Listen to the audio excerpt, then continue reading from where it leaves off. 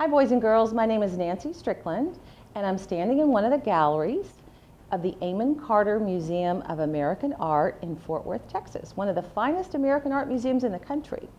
We have artworks showing all kinds of things: landscape, historical paintings and sculpture, portraits, everything. Today though, we're focusing on snow, and in a few days I'll be visiting you again in an interactive video conference where we can talk back and forth about objects in our collection that show snow. We have over 500 paintings, we have about 30,000 photographs, and many artists have loved to photograph snow on the branches of trees, and lots of beautiful works on paper as well. We'll be talking about those. I'm standing in front of one now that is a painting by Frederick Remington called The Fall of the Cowboy. It was painted in 1895. And I want you to notice the colors that you see in this one. What do you notice about the colors here? You're right, they're kind of grayish, white, browns, not a lot of bright colors. It's not really a bright scene. Even looking at the way the cowboys and horses look. How are they holding their heads? Are they up high or are they kind of sinking down low? If you look closely at the horses, you'll notice even that the horses have their heads down. They look cold and turned against the wind in the background. The cowboy's gotten off of his horse to open the gate. This one is a relatively quiet little scene, and we'll talk a little more about it during our program.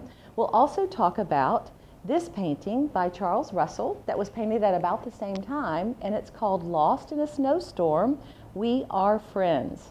And you can see two groups of people. You might think about who you're looking at there. It's hard to really make their faces out because the snow is blowing so much around them. And I want you to think also about how Charles Russell was able to convey the idea of the blowing snow around those people that you see in the painting. And one group is lost and one group is helping. And we'll talk a little bit more during the program about which one we think is helping and why and how they're communicating with each other. We'll also look at some works on paper, like this one by John Sloan, and we have many drawings, watercolors, prints. Those are called works on paper, and we'll look at those as well. I bet some of you have done just what these children are doing in the picture that you see today. They're sledding. We don't do a lot of sledding here in Fort Worth. We don't have a lot of hills, and we don't really get that much snow, but I bet in some of the places that you are, you do enjoy that. One of the reasons, boys and girls, that I enjoy talking about and teaching about snowflakes from the Amon Carter Museum is that we house some of the original photographs that were taken of snowflakes, photographs that enlarge them so that we can see their shape and size. And they were taken by a man whose name is Wilson Bentley. And this book that you'll be receiving from the Amon Carter Museum, called Snowflake Bentley, tells the story of Wilson A. Bentley's life and his interest in snow and other small objects from nature from the time he was a little boy. He loved to study butterflies and leaves and spider webs, and he kept a record of weather conditions. What you're looking at here is a photograph in our collection that shows dew on spider webs. When he was about 15 years old, he received a microscope similar to what you're looking at here in the top part of the picture. That's an antique microscope. And he loved to draw butterflies and other small things. He even attempted to draw snowflakes. What do you think would happen when he would try to draw a snowflake? You're right, they would melt. So eventually, as you can see in the picture here, he was given a camera like this one in the top right, a bellows camera, and it was a camera that also included a microscope. So he spent long hours in the bitter cold New England where he lived, photographing snowflakes and other small objects. He pioneered what's called photomicrography, which is the combination of using the microscope and the camera to photograph very small objects, especially snowflakes. He devoted all of his life to exploring the fascinating forms of snowflakes and took over 5,000 pictures of them. Snowflakes are actually snow crystals that come together and form in an interesting six-sided shape. and we'll be talking much more about that during our video conference.